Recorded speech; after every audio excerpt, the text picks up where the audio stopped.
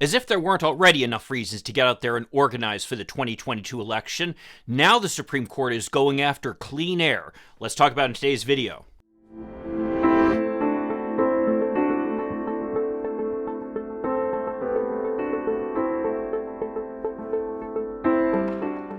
Hi, I'm Mike Greiner. I'm a lifelong Democratic activist who's concerned about the direction our country is taking. I'm also a lawyer and an academic, and I'm here to help you stand up for your democratic values against the BS of the MAGA folks. Well, the Supreme Court has repeatedly shown itself to be nothing more than a naked partisan body. Despite the protestations to the contrary by Supreme Court justices, including Stephen Breyer, who's now retiring, the court appears to have gone completely off the deep end toward republicanism. The court has stood in the way of President Biden imposing a vaccine mandate to try to control the spread of COVID.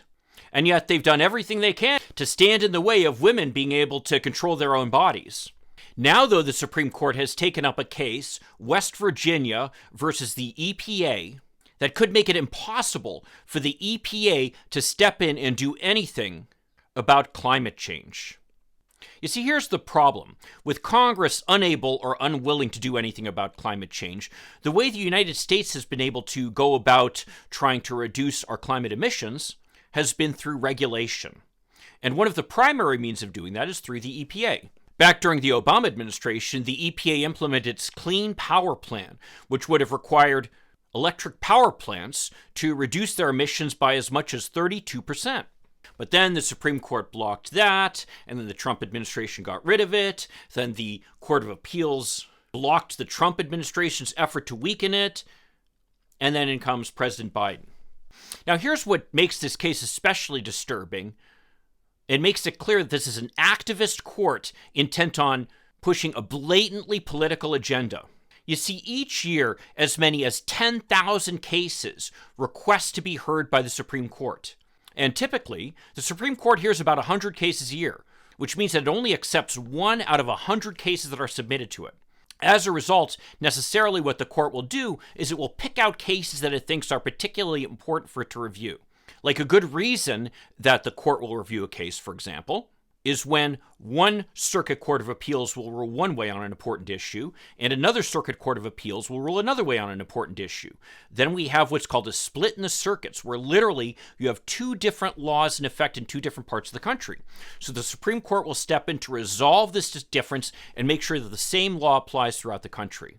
There are other cases that the Supreme Court will take on because of the fact that there appears to be some fundamental right that's at issue, or that Congress has overstepped the boundaries that have been set by the Constitution. In this case, though, none of those things happened. As a result, there appears to be no case or controversy that the Supreme Court is reviewing, which typically is a requirement for something that the Supreme Court hears. There's this legal requirement called standing. And the point is that the Supreme Court has made it clear it doesn't issue rulings on hypotheticals. It really wants to address actual cases that are before it, where somebody's been harmed and there's something the court can do to remedy the situation. This is a basic requirement, and the Supreme Court has repeatedly ruled that it will only hear cases where there is such standing. Well, in this case, because the Trump administration repealed the Obama-era rule, there is no rule in effect. So basically what the Biden administration is saying, hey, wait, Supreme Court, now's not the time to step in. Let the EPA do its job, and then you can review whatever rule they decide to submit. That would be the more typical way for them to handle it. And in fact, 10 power companies have sided with the Biden administration, urging the Supreme Court to wait and see what the EPA does before it addresses this case. But the Supreme Court ignored all that, and instead is aggressively stepping in with the apparent aim of stopping the EPA from doing anything to address climate change.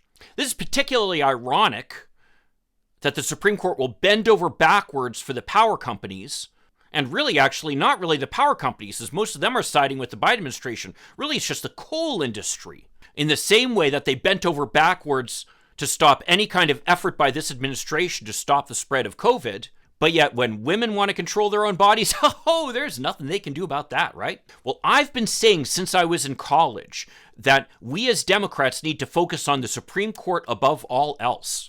And generally speaking, when I've made that argument, it's fallen onto deaf ears. And that's how we find ourselves in the situation that we're in. Because guess who did take the Supreme Court seriously since I was back in college?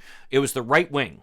Their aggressiveness in appointing Supreme Court justices has resulted in a 6-3 conservative majority. And frankly, were it not for the integrity of Justice Breyer, they'd probably be in a position where they could get into a 7-2 majority. It'll be interesting to see the way that the nomination of President Biden's Supreme Court nominee, Ketanji Brown Jackson, proceeds, even when it actually won't change the ideological balance of the court at all. It'll still be a 6-3 conservative majority. And as Elena Kagan has pointed out in opinion after opinion, this conservative majority cares nothing about precedent. They don't care anything about the impact that their decisions are going to have on the country. All they care about is forwarding a right-wing ideological agenda. So I hope we as Democrats have finally learned the lesson. We can no longer take the Supreme Court for granted.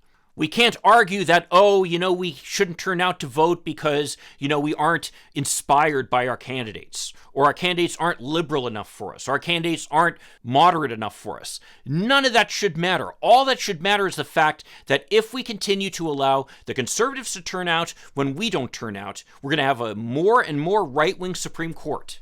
What's more is we've seen that the House will pass, and President Biden will support, and 48 out of 50 Democratic senators will support changes to the filibuster rule to push through things like voting rights legislation and potentially reforms for the Supreme Court. That means in this election, all we need to do is hold on to the House and elect 2 more Democratic senators, and we'll be in a position to address voting rights, labor rights, and potentially addressing this imbalance in the Supreme Court. It's time for us as Democrats to get out of our sour mood and put aside our frustrations. Yes, Kyrsten Sinema and Joe Manchin suck. And yes, there are some Democrats, including President Biden, who we might like to see a little more aggressive sometimes. But the danger that we face as a country, if we don't take our responsibility seriously to elect Democrats no matter what, so that we can change this right-wing partisan Supreme Court, well, future generations will never forgive us if we sit on our hands during this critical time. Well, if you're concerned about the Supreme Court, check out this other video that I've done about just how right-wing the Supreme Court is and how they've become nothing more than a political front for the right-wing MAGA crowd. We need to spread this message if there's any chance of us turning around this crisis. I'll see you then. In the meantime, let's hope for continued progress. Thank you.